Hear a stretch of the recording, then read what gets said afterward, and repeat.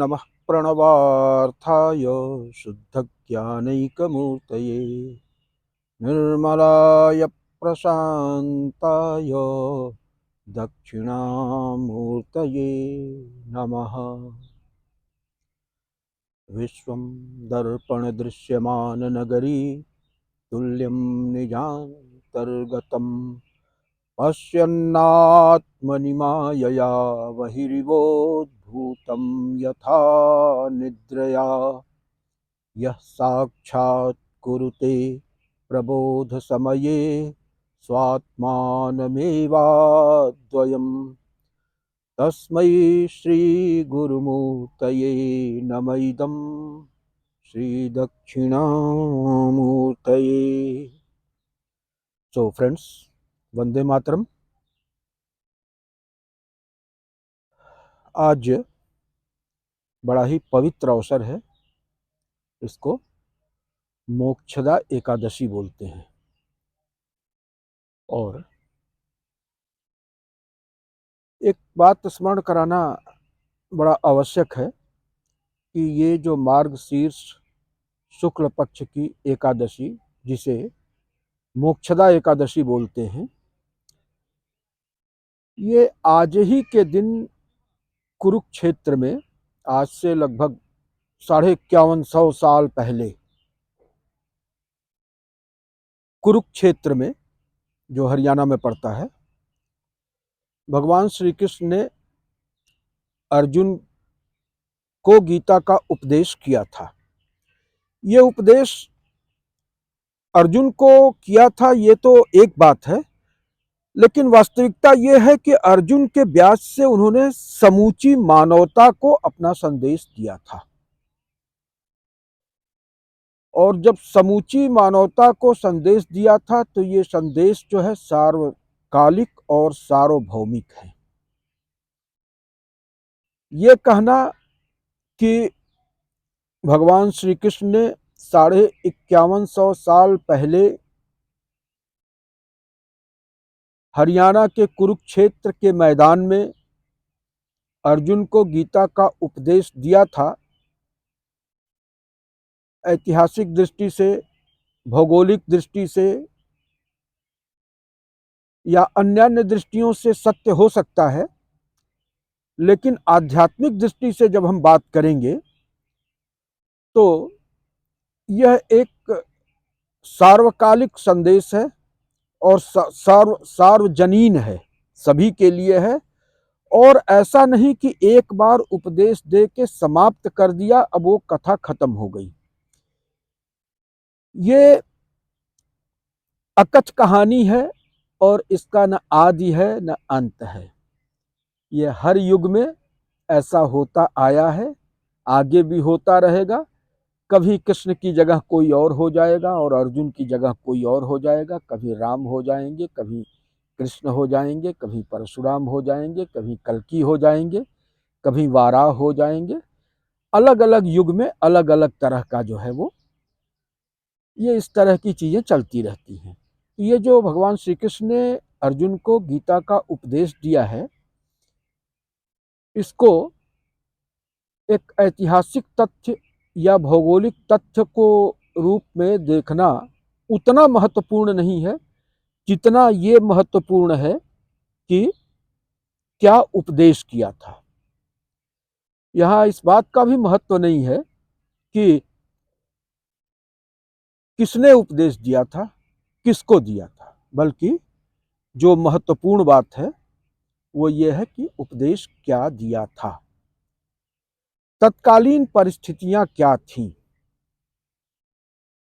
इन बातों को ध्यान रखना आवश्यक है। आज के इस वर्तमान वैज्ञानिक प्रगति के, औद्योगिक प्रगति के युग में गीता का उपदेश और भी अधिक महत्वपूर्ण हो जाता है, क्योंकि भौतिक प्रगति की चकाचौंध में व्यक्ति आध्यात्मिक सुख शांति को भूल गया है और आज उसके पास चाहे जितने भी संसाधन हो, चाहे जितना भी कन्वीनियंस उसने जुटा लिया हो, कंफर्ट जुटा लिया हो, बावजूद उसके व्यक्तिगत रूप से उसका जीवन बहुत सुखी हो, बहुत आनंदमय हो, ऐसा देखने में तो नहीं आता है। तो गीता के उपदेश को इस परिप्रेक्ष्य में समझना विशेष महत्व की बात हो जाती है, क्योंकि हो सकता है कि इससे आज के मानव को एक दिशा मिले, थोड़ा सुख मिले, थोड़ा शांति मिले।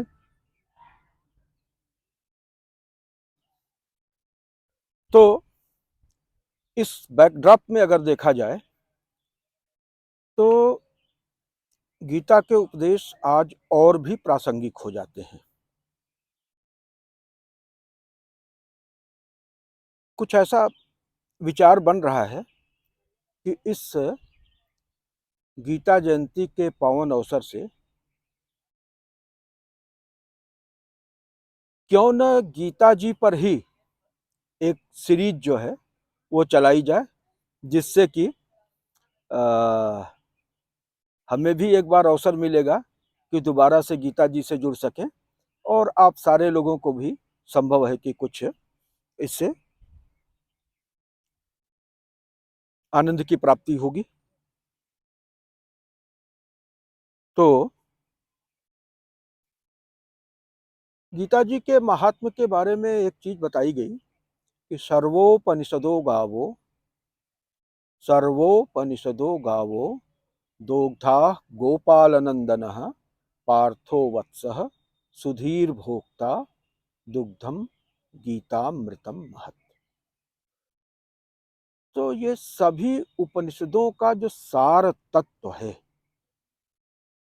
सभी उपनिषदों को निचोड़ करके, जैसे गाय का जो सार तत्व होता है वो उसके दुग्ध में होता है, तो इसी तरह से समस्त उपनिषदों का जो सार तत्व है उसको भगवान श्री कृष्ण ने उपनिषद रूपी गऊ से निचोड़ के जो है अर्जुन रूपी वत्स को पीने के लिए निकाला।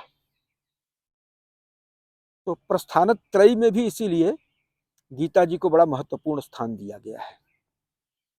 ये गीता जी जो है वो महाभारत का एक अंश है, और अपरेंटली देखने में तो लगेगा कि कुरुक्षेत्र में कौरव पांडवों की लड़ाई हो रही है और उसी लड़ाई का वर्णन है।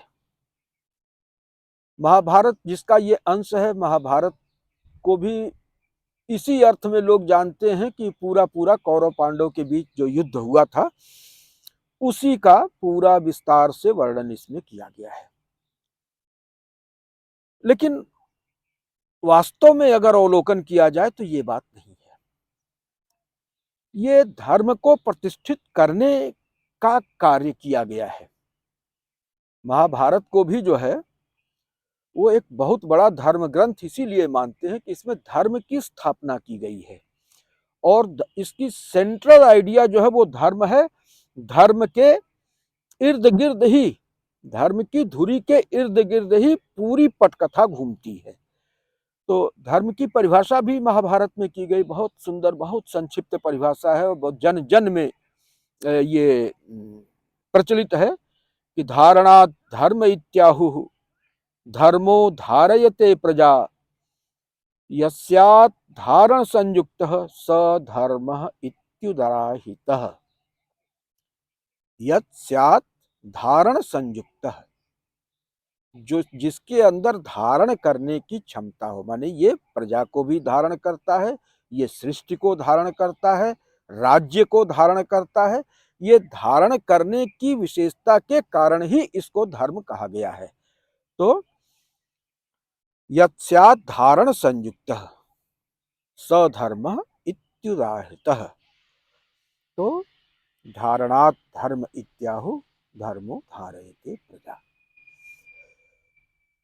तो ये धर्म है, और धर्म को धारण करना क्यों जरूरी है कि धर्म जो है धर्मो रक्षति रक्षितः। अगर धर्म सुरक्षित है तो वो सुरक्षित किया गया हुआ धर्म आपकी रक्षा करने में समर्थ होता है। और धर्म एव हतो हन्ति, अगर धर्म को कोई जो है इसका हनन करने की कोशिश करता है तो ये जो हत धर्म है, हत धर्म जो है वो जिसने इसकी हत्या किया है उसको मार डालता है, इसमें कोई संशय नहीं है। धर्म एव हतो हन्ति, धर्मो रक्षति रक्षितः। तो ये बड़े ध्यान देने की बात है कि धर्म की रक्षा इसलिए नहीं करना है कि वो हमारी रक्षा करेगा, है ना। धर्म की रक्षा धर्म के ऊपर उपकार नहीं है, बल्कि धर्म की रक्षा स्वयं के ऊपर उपकार है, क्योंकि पूरी तरह से संरक्षित जो धर्म है वो आपकी सुरक्षा करने का अचूक माध्यम है। तो और अन्यथा अगर जो है धर्म एव हतो हन्ति, धर्म की जिसने भी अवहेलना किया है और धर्म को बाधित करने का प्रयास किया है, उसको लांछित करने का, कुंठित करने का प्रयास किया है, वो अपने प्रयास में सफल नहीं होता बल्कि वो स्वयं ही नष्ट हो जाता है। तो तस्मात् धर्मो न हन्तव्यो, इसलिए धर्म के ऊपर कभी भी आघात नहीं पहुंचाना चाहिए, क्योंकि आघात पहुंचाए जाने की दशा में वो धर्म जो है वो आघातकर्ता को नष्ट कर डालता है। धर्म एव हतो हन्ति, धर्मो रक्षति रक्षितः, तस्मात् धर्मो न हन्तव्यो मा नो धर्मो हतो वधीत। तो इस बात को बहुत स्पष्ट रूप से समझ लेने की आवश्यकता है कि ये युद्ध तो एक इतिवृत्त है, एक अपनी बात को कहने के लिए एक कथानक के रूप में आया हुआ है, और धर्म की रक्षा के लिए किस हद तक सन्नद्ध होना है इसको एक्सप्लेन करने के लिए वो युद्ध को माध्यम बनाया गया। वास्तव में तो गीता जी का जो पहला श्लोक ही है वो यहीं से शुरू होता है कि धर्म क्षेत्रे कुरुक्षेत्रे। तो ये ऐसे ही नहीं, मतलब जोड़ तोड़ बैठाने के लिए धर्म क्षेत्र कुरुक्षेत्र कह दिया गया है। कुरुक्षेत्र वो भूमि है जहां घोर कर्म होने जा रहा है, युद्ध जैसा कर्म, इससे घोर कर्म और हो नहीं सकता। जहां पर सेनाएं आमने सामने खड़ी हैं, एक दूसरे को पहचानते भी नहीं, जानते भी नहीं, उनका कोई व्यक्तिगत राग द्वेष भी नहीं है, लेकिन उस समय उनका यही धर्म होता है कि सामने वाली सेना को मारना है, उसके ऊपर विजय प्राप्त करना है। उसके लिए चाहे जितने भी घोर कर्म करने हो, सब का सब जो है वहां पे विहित है, वो धर्म है। तो इसलिए कहा कि धर्म क्षेत्रे कुरुक्षेत्रे। अब ये युद्ध भी हुआ था तो धर्म की स्थापना के लिए हुआ था, वो माले गलीमत के लिए नहीं हुआ था कि माले गलीमत चाहिए हमको ना। किसी अबला का, लाचार का, जिसके पास शस्त्र न हो, जो युद्ध के लिए रणभूमि में समुपस्थित न हो, उसके ऊपर आघात नहीं किया गया था। रात्रि में युद्ध निषेध था, दिन में सूर्योदय के साथ युद्ध शुरू होता था और सूर्यास्त के साथ समाप्त हो जाता था। स्त्री, बालक और निशस्त्र वृद्ध ये सब सर्वथा अबाध्य थे, सेनाएं लड़ती थी आपस में। तो ये इस मामले में धर्म था। और दूसरी बात, इसका प्रयोजन भी धर्म की रक्षा था, माले गनीमत किसी भी कीमत पे नहीं था। वहां जो है धर्म की रक्षा के लिए युद्ध किया जा रहा था, क्योंकि धर्म की रक्षा सर्वोपरि है। तो इसलिए जो है धर्म क्षेत्रे कुरुक्षेत्रे समवेतायुयुत्सवः मामकाः पांडवाश्चैव किम अकुर्वत संजय। ये धृतराष्ट्र जो है संजय से पूछते हैं, क्योंकि धृतराष्ट्र के पास नेत्र नहीं था। सत्ता के शीर्ष पर बैठे हुए व्यक्ति जब दृष्टिहीन होते हैं तो महाभारत होता है। जब पुत्र मोह में आकंठ निमग्न हो जाते हैं तो महाभारत होता है। जब समझौते की कोई भी शर्त स्वीकार नहीं करते हैं तो महाभारत होता है। जब किसी अबला नारी का चीरहरण होता है तो महाभारत होता है। जब एक महारथी को निशस्त्र अवस्था में कई महारथी घेर कर उसके ऊपर प्रहार करते हैं और उसको मार डालते हैं, तो महाभारत होता है। और जब महाभारत होता है तो इस घोर कर्म में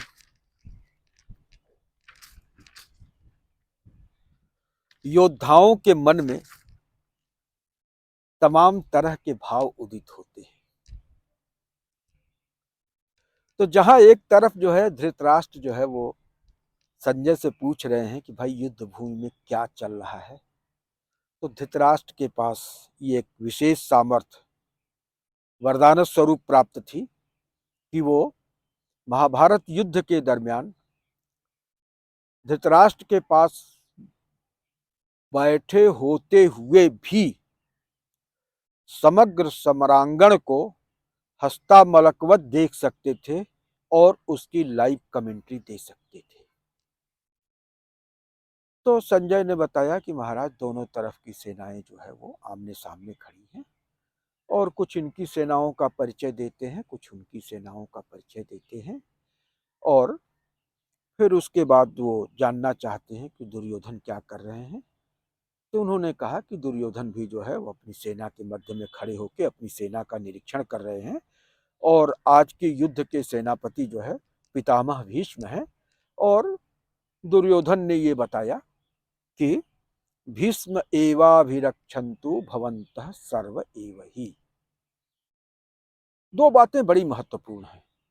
एक तो उन्होंने कहा समरांगण में जो सारे वीर उपस्थित थे उनकी तरफ से युद्ध में सहभागी बनने के लिए, तो उन्होंने कहा कि मदर्थे त्यक्त जीविता।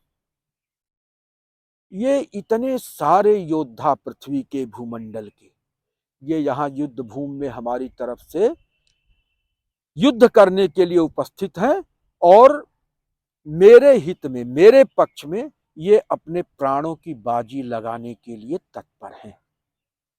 माने मेरा प्रयोजन सिद्ध हो उसके लिए हमारे ये जितने स्वजन हैं, जो भूमंडल के तमाम राजा हैं, महाराजा हैं और उनके सेनापति हैं, सेनाएं हैं, वो कहीं ना कहीं हमसे लगाव रखते हैं, तभी तो यहाँ पे उपस्थित हुए हैं मेरी तरफ से युद्ध करने के लिए।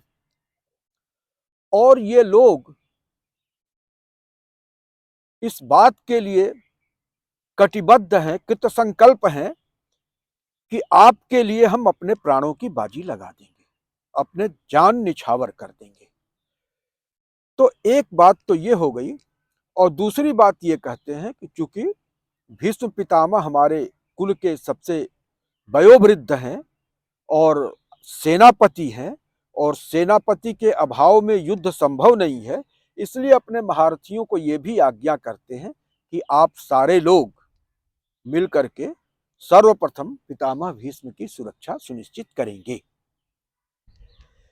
अब इसमें कहीं एक ये भाव भी छिपा हुआ दिख सकता है कि एक तो आते ही दुर्योधन के ऊपर मैं राजा हूं इसका बोध हावी हो गया है। वो तुरंत आज्ञा देते हैं, अपनी सेना को भी आज्ञा देते हैं, वो देते हैं। और स्वार्थ लिप्सा भी उनकी स्पष्ट होती है कि मदर्थे त्यक्त जीविता, ये मेरे प्रयोजन के लिए अपने प्राणों की बाजी लगाने को तैयार है। तो मेरा प्रयोजन माने क्या? मेरे स्वार्थ के लिए। तो यहां पे युद्ध का प्रयोजन क्या हो गया?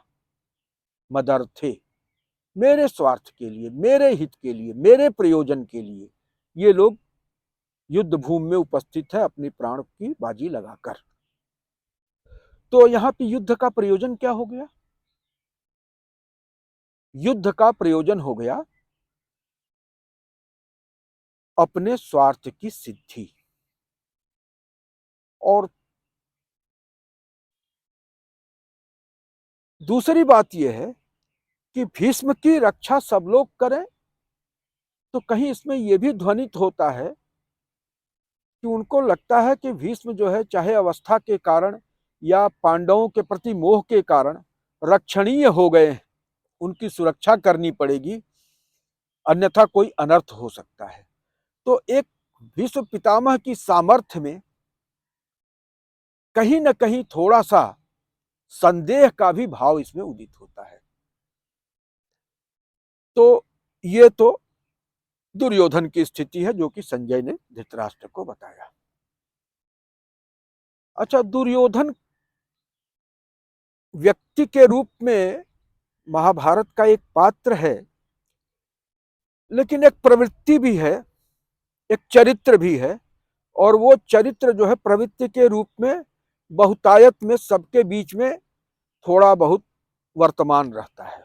दुर्योधन का मतलब कि जो छल छद्म से, कूटनीति से, जोड़ तोड़ करके किसी भी प्रकार से अपने स्वार्थ की पूर्ति के लिए तत्पर रहता हो,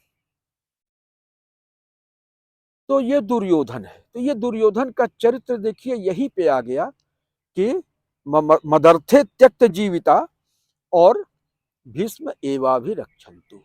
दूसरी तरफ यहाँ पे अर्जुन है। ये तो मुख्य पात्र है ना भाई, दुर्योधन और अर्जुन तो महाभारत के और गीता जी के मुख्य पात्र हैं।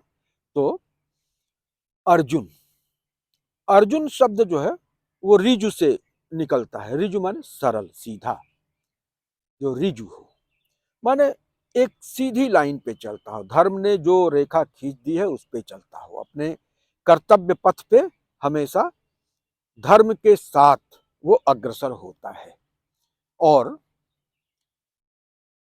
जिज्ञासु हो, सीखने का, समझने का इसकी एक टेंडेंसी रखता है।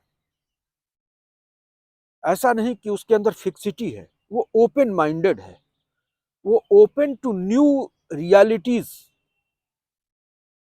चीजों को एनालाइज करना, देखना, उनके गूढ़ अर्थों को समझना। तो ये है अर्जुन। तो दूसरी तरफ है अर्जुन। अब अर्जुन जब आते हैं तो क्या होता है? पहली चीज उनके वर्णन में देखिए, अभी दुर्योधन का वर्णन चल रहा था तो उस प्रसंग में ये कहीं नहीं आया कि अर्जुन दुर्योधन किस तरह के घोड़े पर सवार होकर आए थे, किस तरह के रथ पर बैठे थे। उनके रथ का और उनके घोड़ों का कोई वर्णन नहीं किया गया है। लेकिन अर्जुन का जब वर्णन आता है तो ततः श्वेतैर्हयैर्युक्तैः, ततः श्वेतैर्हयैर्युक्ते महति स्यंदने स्थितौ। तो क्या होता है कि वो एक ऐसे रथ पर बैठ करके आते हैं जिसमें श्वेत वर्ण के घोड़े जुते हुए हैं। अब अगर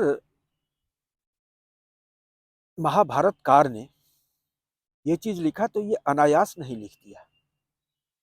यहां पर भी हमें अपने जीवन के निर्वाह के लिए, सफल संचालन के लिए गूढ़ संकेत है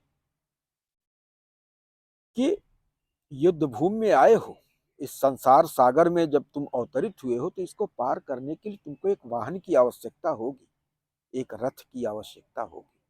अर्जुन जब रणभूमि में आते हैं तो पैदल नहीं आते, वो रथ पे सवार होकर आते। ततः श्वेतैर हयैर युक्ते महती स्यंदने, बहुत विशाल रथ है उनका और उसमें सफेद घोड़े जुते हुए। अब देखिए सफेद घोड़े ही क्यों कहा? घोड़े काले भी हो सकते थे, लाल भी हो सकते थे, कोई और रंग का हो सकता था, लेकिन सफेद घोड़े। तो ये संकेत इस बात का है कि हमारे शास्त्रों में बताया इंद्रियाणि हयान्याहुः, इंद्रियों को घोड़ा बताया गया है। तो इंद्रियों के परिप्रेक्ष्य में अब अगर हम घोड़े को लें, इंद्रियों के अर्थ में लें, तो श्वेत इंद्रियां मतलब क्या? सतोगुण प्रधान इंद्रियां। तो जो जब इंद्रियों में सतोगुण की बहुलता होगी तो क्या होगा? ज्ञान का उदय होगा, प्रकाश का उदय होगा, सन्मार्ग पर वो घोड़े ले जाएंगे, इंद्रिय रूपी घोड़े सन्मार्ग पर ले जाएंगे।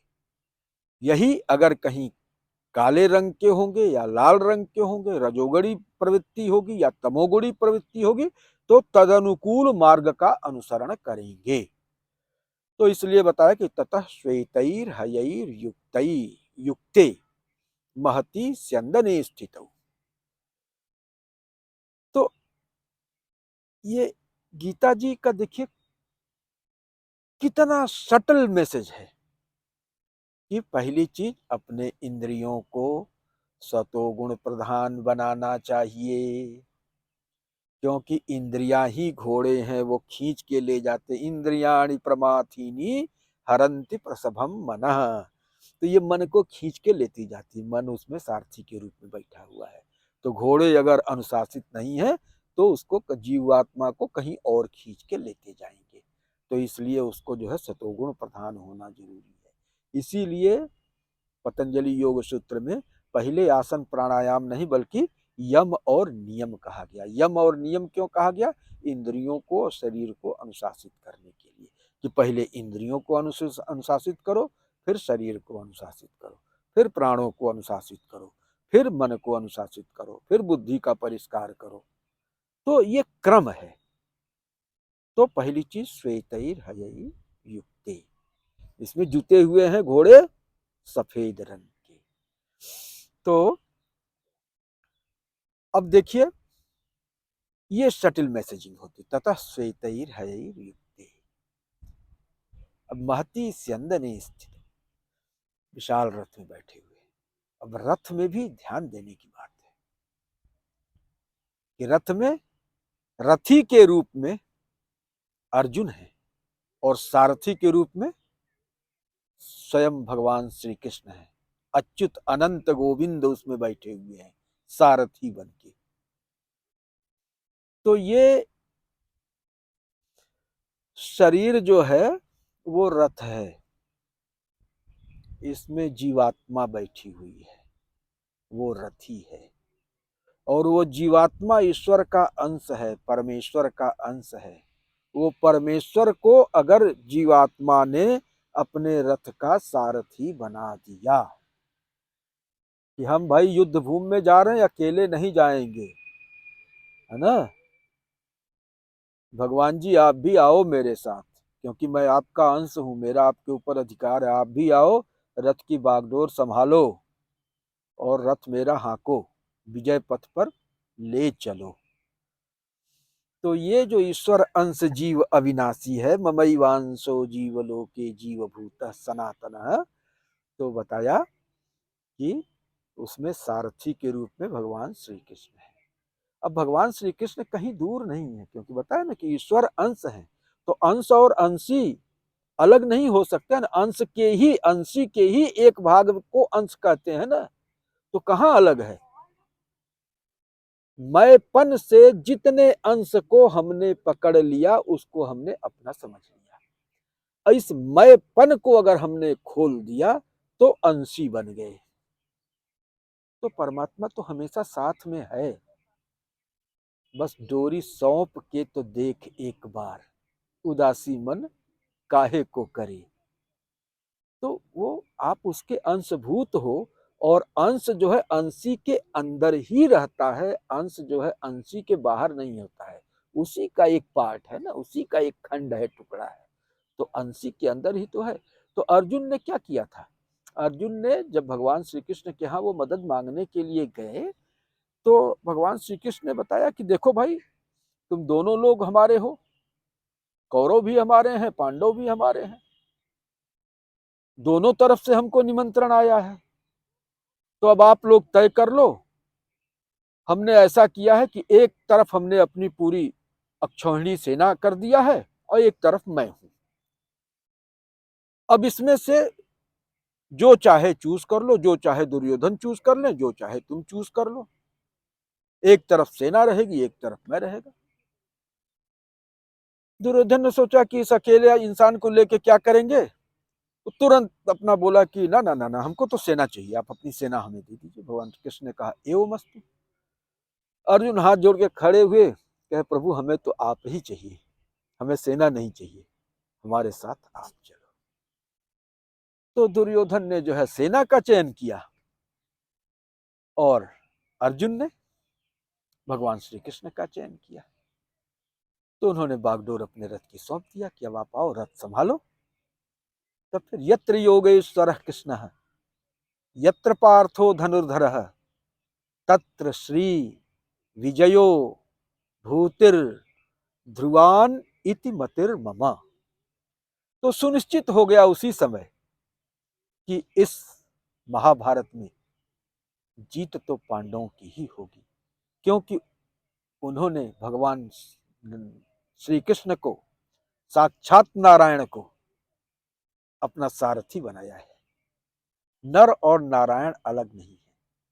नर ही द्विधा, नारायण ही द्विधा हो जाते हैं और एक अंश से नर बन जाते हैं और अपने समग्र रूप में वो नारायण है। तो इस रहस्य को समझना आवश्यक है।